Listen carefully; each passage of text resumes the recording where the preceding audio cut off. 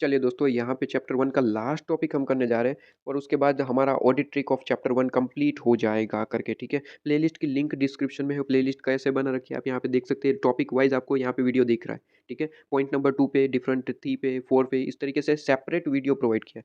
इस कारण से क्योंकि किसी भी टॉपिक में दिक्कत आती है, डायरेक्ट वो वीडियो ओपन करेंगे, ठीक है। एक सिंगल वीडियो प्रोवाइड करूँगा तो दिक्कत आएगी आपको वो कि कौन सा टॉपिक कहाँ पे है वो ढूँढने में, ठीक है। उससे अच्छा तो मैं सिंगल टॉपिक के हिसाब से ही आपको वीडियो प्रोवाइड कर दूँ, ताकि जो भी टॉपिक में दिक्कत है जाइए और डिस्कस करिए, ठीक है। चलिए तो यहाँ पे अब इस चैप्टर का लास्ट टॉपिक पे हम आ चुके हैं। वो टॉपिक ज़्यादा कुछ है नहीं, ऑलरेडी मैं पढ़ा चुका हूँ, वही टॉपिक है, पॉइंट नंबर 15, ठीक है। Engagement and quality control and आपके पास में स्टैंडर्ड्स जो डिफरेंट डिफरेंट है। अब देखिए यहाँ पे स्टैंडर्ड्स की बात करूँ तो 4 तरीके की चीज़ें यहाँ पे कही गई। एक होता है आपका एसएस, ठीक है। एक होता है आपका एसएस। एसएस का मतलब होता है स्टैंडर्ड ऑन ऑडिटिंग, ठीक है। स्टैंडर्ड ऑन ऑडिटिंग, ठीक है। स्टैंडर्ड ऑन ऑडिटिंग जो हमें यहाँ पे पूरे के पूरे ऑडिट के अंदर पढ़ने हैं, ठीक है। मैं बता दूँ स्टैंडर्ड ऑडिटिंग जो है वो 100 से स्टार्ट होते हैं और 999 तक होते हैं, ठीक है। 100 से स्टार्ट होते हैं और 999 तक चलते हैं, ठीक है। एसेज वैसे ही आपके नॉलेज पर्पज़ के लिए, ये आपको यहाँ पे नहीं, वो फाइनल लेवल पे आपको देखने को मिलेगा ये सारी चीज़ें। यहाँ पे याद नहीं रखना है, ये तो नॉलेज पर्पज़ के हिसाब से लिख रहा हूँ, ठीक है। आपको याद रखना है ये सारी चीज़ें, ये भी याद करने लायक है नहीं, मुझे नहीं लगता इसमें से कोई क्वेश्चन पूछ सकते हैं। एसेज का मतलब क्या होता है, स्टैंडर्ड ऑन एडिटिंग ये पूछेंगे? सीधी-सी बात है, ऐसा कुछ नहीं पूछेंगे, ठीक है।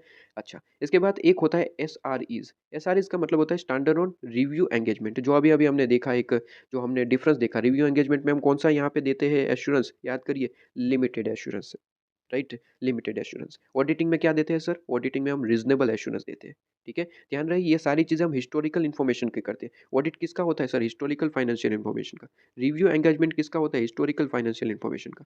अब सीधी-सी बात है, सीधी-सी नॉलेज यूज़ करिए कि हमें किसी चीज़ का ऑडिट करना है, तो वो चीज़ का ऑडिट करेंगे ना जो हो चुकी है। मतलब कि हिस्टोरिकल फाइनेंशियल इन्फॉर्मेशन का मतलब क्या होता है? Past information. एक्सप्लेन किया था ना मैंने। तो पास्ट इन्फॉर्मेशन का ही ऑडिट हो सकता है। नॉलेज बेस्ड बात है, यहाँ पे कोई बड़ा लॉजिक थोड़ी ना है, ठीक है ना? एसएईज़, एसएईज़ का मतलब होता है स्टैंडर्ड ऑन एश्योरेंस एंगेजमेंट, ठीक है? और एक होता है आपका SRS, standard on related service, standard on related service, ठीक है? ये 4 तरीके के आपको यहाँ पे स्टैंडर्ड्स के नाम दिए हैं। तो standard on auditing, review engagement, assurance engagement और related service. Standard on auditing में ये कहते हैं सर, यहाँ पे कुछ याद रखने वाली बात नहीं है, सिर्फ एमसीक्यू पॉइंट ऑफ व्यू से देख लीजिए एक आध बार, कई कबार पूछ ले तो ठीक है, ठीक है। चलिए, तो यहाँ पे एमसीक्यू पॉइंट ऑफ व्यू के इंपॉर्टेंट होगा, क्वेश्चन आने के चांसेस बहुत ज़्यादा कम रहते हैं। जो क्वेश्चन आ सकता है वो मैंने आपको बता दिया, वो डिफरेंस वाला, ठीक है। ऑडिटिंग और रिव्यू का डिफरेंस, ये रिव्यू एंगेजमेंट और ऑडिटिंग का जो डिफरेंस आ सकता है वो मैंने आपको ऑलरेडी बता दिया, ठीक है, जो पिछले लेक्चर्स में वो आ सकता है, ठीक है। वही चीज़ यहाँ पे लिखी गई है, सेम टू सेम मैं अभी दिखाता हूँ। सर ऑडिटिंग में हम क्या करते हैं सर, रीज़नेबल एश्योरेंस देते हैं, तो रीज़नेबल एश्योरेंस हम यहाँ पे देखेंगे, ठीक है। और यहाँ पे हाई क्वालिटी इन्फॉर्मेशन, ठीक है। तो देख लीजिए भाई, रीज़नेबल का मतलब क्या होता है, high quality information, reasonable assurance देते हैं ना। ऑडिटिंग का मतलब क्या है, रीज़नेबल, ठीक है। और ऑडिटिंग के स्टैंडर्ड्स के कुछ नाम दे देना है, ये हमें डिटेल में पढ़ने होते हैं। ऐसे 200 जो ऑब्जेक्टिव हमें अभी-अभी पढ़े, ठीक है, इसी चैप्टर के अंदर, तो ऐसे 200 तो आपका यहीं पे कवर हो गया इस चैप्टर के अंदर। बाकी के जो एसेज है ये एग्जांपल है सिर्फ और सिर्फ। आप इसे एग्जांपल को याद ना भी करें तो भी याद करने ही पड़ेंगे, ठीक है। क्योंकि जैसे-जैसे चैप्टर होते हैं आपको एसेज के नाम याद करने पड़ते हैं, कि जैसे कि ऐसे 200 तो overall objective of independent auditor, ठीक है। ऐसे 230 ऑडिट डॉक्यूमेंटेशन, ऐसे 2-2 एग्जांपल याद करने होते हैं। तो ऑडिटिंग में तो सारे ही करने पड़ेंगे। फिर आपकी मर्ज़ी, एग्ज़ाम में अगर पूछ लिया कि एग्जांपल बताइए, तो 4-5 एग्जांपल लिख के आ जाना, ठीक है। अब बात करूँ रिव्यू एंगेजमेंट और फिर आपका एश्योरेंस एंगेजमेंट और रिलेटेड सर्विस में, तो उसमें आपको 2-2 एग्जांपल याद रखने हैं, क्योंकि ये आपको पढ़ने नहीं है, आपके सिलेबस में नहीं है इसे डिटेल व्यू, ठीक है। डिटेल में हमें सिर्फ़ और सिर्फ़ यहाँ पे एसेज पढ़ने होते हैं, एसेज, ठीक है, वो चैप्टर वाइज़ चलते रहेंगे। जैसे कि ऑडिट डॉक्यूमेंटेशन आपका एक सेपरेट चैप्टर है, चैप्टर नंबर 6, ठीक है, तो वैसे आपका चलता रहेगा। तो ये तो आपको वैसे भी याद करने हैं। लेकिन जहाँ पे रिव्यू एंगेजमेंट की बात करें और बाकी के 3 की, ठीक है, रिव्यू, एश्योरेंस और रिलेटेड, तो वहाँ पे आपको 2-2 एग्ज़ाम्पल याद कर लेने हैं, more than sufficient. Review engagement मतलब कि लिमिटेड एश्योरेंस मैंने एक्सप्लेन किया था आपको, ठीक है? और 2-2 एग्ज़ाम्पल याद कर लेना, कोई भी याद होते, ठीक है? सिंपल लगे वो। सर यहाँ पे तो 2 ही है, तो 2 ही है तो 2 याद रख लेना, ठीक है? जनरली नहीं पूछते, टाइम है तो कर लेना, ठीक है? हो सकता है पूछ ले, ओके? एश्योरेंस एंगेजमेंट का मतलब हमने एग्जांपल दिया था ना आपको, डिटेल में हमने ये पढ़ाया था एग्जांपल के साथ, कि एक प्रैक्टिशनर होता है, ठीक है? चीज़ों को चेक करके फिर वो क्या कर देता है, एश्योरेंस देता है, ठीक है? तो वो सारी चीज़ें मैंने आपको बताई थी भाई। और assurance engagement normally future based होता है, प्रोस्पेक्टिव फाइनेंशियल इन्फॉर्मेशन बेस्ड। क्यों? क्योंकि हम यहाँ पे एश्योरेंस देते हैं कि जो आईटीआर, हमने आईटीआर का एग्जांपल दिया था कि हाँ जी बिल्कुल सही है, आप फ्यूचर ट्रांजैक्शन इनके साथ कर सकते हैं। वहाँ पे हमने क्या एग्जांपल दिया था, मिस्टर एक्स जो है वो लोन लेना चाहते हैं बैंक से, तो उनके लिए क्या बैंक ने क्या कहा था, सर आईटीआर सर्टिफाइड करवा के आइए। तो वो सीएन प्रैक्टिस मतलब कि मिस्टर केतुल कालरिया के पास गए थे, उन्होंने सर्टिफ़ाई करवाया और सर्टिफ़ाइड को देखकर बैंक ने सोच लिया, सर्टिफ़ाइड देख लिया, मतलब कि ये प्रूव करता है, एश्योरेंस देता है कि फ्यूचर ट्रांज़ैक्शन अब आप कर सकते हैं, ये बिल्कुल सही है, कोई दिक्कत वाली बात नहीं है, एश्योरेंस हम प्रोवाइड करते हैं। ठीक है? तो बेसिकली नॉर्मली क्या होता है, प्रोस्पेक्टिव इन्फॉर्मेशन बेस होता है नॉर्मली, ठीक है? तो ये सारी चीज़ें। ओके? अच्छा, यहाँ पे भी आप जो है 2 एग्ज़ाम्पल ही दिए हैं, तो 2 एग्ज़ाम्पल याद रख लेना। रिलेटेड सर्विस में क्या होता है, आपको लिखना कैसे होता है? रिलेटेड सर्विस का मतलब होता है, ये जो 3 स्टैंडर्ड्स आप देखें, ऑडिट, रिव्यू एंगेजमेंट और एश्योरेंस एंगेजमेंट, इनके अलावा कोई भी जो सर्विस देता है उसे हम कहते हैं रिलेटेड सर्विस। ठीक है? इनके अलावा कोई भी सर्विस देते हैं उसे हम क्या कहते हैं, रिलेटेड सर्विस, बस। ठीक है? इसमें 2-2 पॉइंट आप याद रख लेना कोई भी, ठीक है? इतना ज़्यादा डिटेल आपको याद करने की ज़रूरत नहीं है, कोई भी 2 पॉइंट जो भी याद रहते हैं वो याद करिएगा, काम खत्म। ओके? और 2 एग्ज़ाम्पल, 2 ये दिए हैं तो 2 एग्ज़ाम्पल याद रख लेना। ओके? इसके बाद quality control, standard on quality control, right? अब स्टैंडर्ड ऑन क्वालिटी कंट्रोल का क्या रोल है? स्टैंडर्ड ऑन क्वालिटी कंट्रोल का अगर रोल देखें तो ये एसक्यूसी 1 आपके पास में यहाँ पे दिया गया है, ठीक है? एक होता है एसक्यूसी 1। वैसे यहाँ पे आपका जो रेफ़रेंस है वो एसक्यूसी 1 ही आपको यहाँ पे है, वैसे भी एसक्यूसी 1 भी यहाँ पे नहीं है, वो दूसरे चैप्टर में डाला गया है एसक्यूसी 1 के बारे में इन्फॉर्मेशन, वो भी डिटेल इन्फॉर्मेशन नहीं है, इंटर लेवल पे डिटेल इन्फॉर्मेशन नहीं डाली गई। ठीक है? नॉलेज पर्पज़ के हिसाब से बता दूँ कि जो एसक्यूसी होता है मतलब कि स्टैंडर्ड ऑन क्वालिटी कंट्रोल, वो होते हैं, स्टार्ट होते हैं 1 से लेके आपके पास में 99 तक, नॉलेज पर्पज़ के लिए, ठीक है?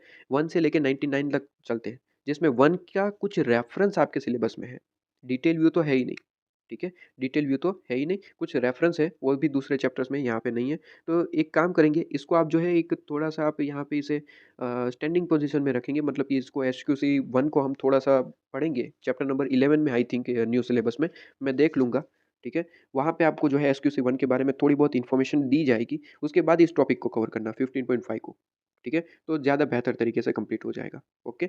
अच्छा, अब सबसे ज़्यादा इम्पोर्टेंट मेरे ख्याल से जो इस टॉपिक पूरे का पूरा जो 15 टॉपिक है, ठीक है? पॉइंट नंबर 15, उसमें जो इम्पोर्टेंट है वो यही मुझे दिख रहा है 15.6। इसके अलावा तो मुझे कोई भी चीज़ इम्पोर्टेंट नहीं लगी, ठीक है? इसके अलावा तो ये सारी चीज़ें तो जनरल-जनरल बातें थी, पूछ सकते हैं, नहीं भी पूछ सकते ऐसा कुछ, ठीक है? लेकिन हाँ, ये पूछ सकते हैं कि स्टैंडर्ड हमें ज़रूरी क्यों है? स्टैंडर्ड का होना क्यों ज़रूरी है? क्यों स्टैंडर्ड बनाए गए? तो इसका कारण क्या-क्या है? तो डिफरेंट-डिफरेंट पॉइंट है। सबसे पहले तो कहता है कि सर एक स्टैंडर्ड बनाने से क्या होगा कि हम ग्लोबली प्रैक्टिस कर पाएँगे। देखिए स्टैंडर्ड जो है, वो ग्लोबल वे में चलते हैं, ठीक है? मतलब कि जो बाहर जो स्टैंडर्ड चल रहे हैं, स्टैंडर्ड ऑन ऑडिटिंग, वही यहाँ पे है। इंडिया में कोई अलग नहीं बनाया गया है, वही स्टैंडर्ड को कॉपी पेस्ट करके यहाँ पे डाल दिया गया है, ठीक है? तो एक ये फ़ायदा हो गया हमारे लिए कि जो हमारे यहाँ पे स्टैंडर्ड है, वही वहाँ पे है। तो हमें उनके कुछ रूल्स एंड रेगुलेशन पढ़ने के लिए, समझने के लिए कुछ यहाँ पे एक्स्ट्रा मेहनत करने की कोई ज़रूरत नहीं है, क्योंकि वही स्टैंडर्ड वो है, ठीक है? तो ग्लोबली यहाँ पे काम हो रहा है, ग्लोबली, ठीक है? ग्लोबली प्रैक्टिस हो रही है। सेकंड बेनिफिट क्या रहता है, स्टैंडर्ड का नीड क्या है? तो अगर स्टैंडर्ड नहीं होते, तो बहुत सारी दिक्कत हो जाती। एक तो ग्लोबली हम काम नहीं कर पाते, ठीक है? जो हम कर पा रहे हैं। दूसरा स्टैंडर्ड होने की वजह से एक तरीके से आप देखिए कि क्वालिटी इम्प्रूव हो रही है फाइनेंशियल रिपोर्टिंग की। क्योंकि स्टैंडर्ड है, तो उसके हिसाब से हम यहाँ पे काम कर रहे हैं। जैसे कि फॉर एग्ज़ाम्पल लॉ में सेक्शंस है, ठीक है? तो उसका होना कितना ज़रूरी है, क्योंकि कोई यहाँ पे गुनाह करता है, तो उस सेक्शन के हिसाब से हम यहाँ पे उसको सज़ा दे पाते हैं, ठीक है? तो सेक्शन का होना ज़रूरी है, उसी तरीके से स्टैंडर्ड का भी होना ज़रूरी है। क्योंकि कौन से स्टैंडर्ड के हिसाब से काम करना है, वो हमें स्टैंडर्ड ही तो बताएँगे। ठीक है? कोई प्रॉब्लम आ जाती है, किसी चीज़ को हमें चेक करना है, तो कौन-सा स्टैंडर्ड अप्लाई होगा और उस स्टैंडर्ड की क्या रूल है, वो हमें देखना है, तो ऑब्वियसली क्वालिटी इंप्रूव हो रही है, ठीक है? दूसरा यूनिफ़ॉर्मिलिटी, यूनिफ़ॉर्मिलिटी कहाँ गया? हुँ, ये रहा, प्रमोट यूनिफ़ॉर्मिलिटी, मतलब कि अगर स्टैंडर्ड सबके लिए एक ही है, तो सबके फाइनेंशियल रिपोर्टिंग जो है वो एक जैसे दिखेंगे, ताकि हम एक-दूसरे को कंपेयर भी कर पाएँगे। ठीक है? तो यूनिफ़ॉर्मिलिटी बनी रहती है, ये तो सबसे बेहतर रिक्वायरमेंट है स्टैंडर्ड होने के लिए, ठीक है? इसके लिए तो स्टैंडर्ड चाहिए ही चाहिए, आप देख सकते हैं, ठीक है? और एक और चीज़ यहाँ पे standard equip professional accountant with professional knowledge and skill. तो यहाँ पे आपके कहता है कि प्रोफेशनल नॉलेज एंड स्किल को इक्विप करता है, मतलब कि आपकी प्रोफेशनल स्किल और आपके पास में नॉलेज यहाँ पे यूज़ होता है, ठीक है? और ओवरऑल आपके पास में जो ऑडिट की क्वालिटी है वो एंश्योर हो जाती है कि हाँ जी, एकदम परफेक्ट काम हो रहा है। ठीक है? इसके लिए यहाँ पे आपके पास में इम्पोर्टेंट होता है। 15.7 इतना ज़्यादा इम्पोर्टेंट नहीं है, रीड कर सकते हैं तो कर लेना, बाकी छोड़ देना, ठीक है? चलिए, तो ये पॉइंट आपके पास में कवर अप हो जाता है। रेगुलर लेक्चर में तो 15.7 को आपने पढ़ा ही होगा, बस यहाँ पे कोई नहीं है, ऊपर-ऊपर से देखना है तो देख लीजिएगा, ठीक है? एक बार तो वैसे नॉलेज तो आपने ले लिया है, रीड करने की कोई ज़रूरत नहीं है। क्लियर?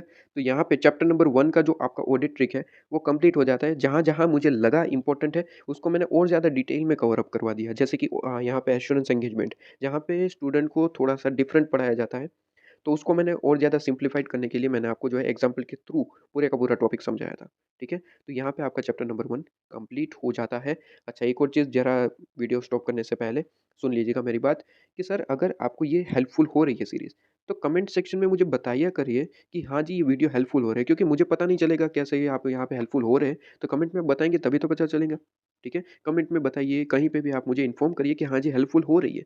तो क्या होता है कि हम नेक्स्ट सीरीज़ को इस सीरीज़ को कम कंटिन्यू करें, मतलब कि नेक्स्ट चैप्टर भी मैं लेके आऊँ आपके लिए, ठीक है? तो ये इम्पोर्टेंट चीज़ होती है कि आप यहाँ पे मुझे इन्फॉर्म करें, ठीक है? ये आपकी रिस्पॉन्सिबिलिटी है। आपकी रिस्पॉन्सिबिलिटी है कि आप वीडियो को लाइक करें, आपकी रिस्पॉन्सिबिलिटी है कि चैनल को सब्सक्राइब करें, आपकी रिस्पॉन्सिबिलिटी है कि आप कमेंट सेक्शन में ये इन्फॉर्म करें कि हाँ जी सर, ये हेल्पफुल हो रहा है, आप इसे थोड़ा और बढ़ाइए, ठीक है? चलिए।